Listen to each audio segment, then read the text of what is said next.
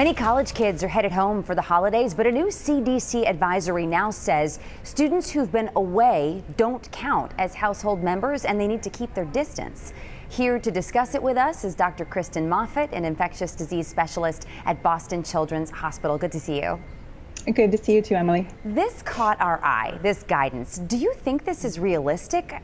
I guess we're just wondering, how can families make that work?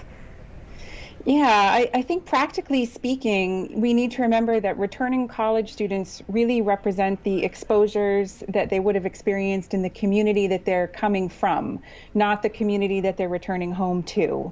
So to whatever extent possible, I know it's really difficult for families to think about all of this when it's a family member and a child returning home, but they really should do their best to keep distance and try to do masking indoors with that individual for the first 2 weeks that individual's home, to whatever extent is possible. And that's even more important if there's somebody in the household who is at high risk of more severe infection. So what about this? Many colleges are offering COVID tests before students leave campus. Could families relax a bit if their child tests negative? So what needs to be remembered is that a negative test really just provides a snapshot in time. So if the student had that test a few days before they left campus, then it doesn't say anything about the exposures that student may have had since the test was done.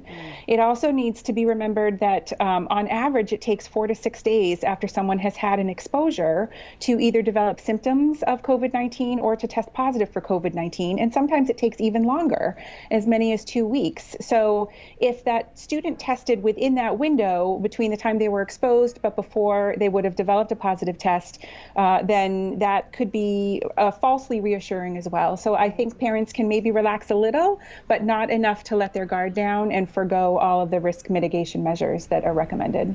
All right, let's talk about some encouraging news about these vaccines this week. Do we know yet about the effectiveness in children on any of these? We do not yet. Okay, not yet.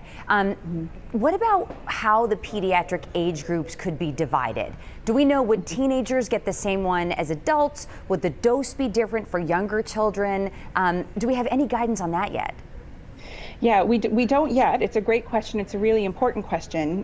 The vaccines that are being advanced need to be tested in children of different ages. Pfizer so far has started trials in teenagers, and I suspect the other vaccine companies that are advancing their candidates will follow suit.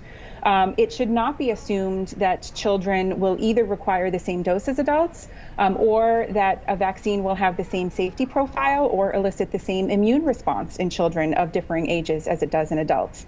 So all of those things need to be tested in clinical trials in children of varying ages. So it's making progress, but still more to learn. Feels like that's sort of the way it is. Yeah. All right, Dr. Moffitt, thank you for your time. We appreciate it. Sure. Thanks for having me.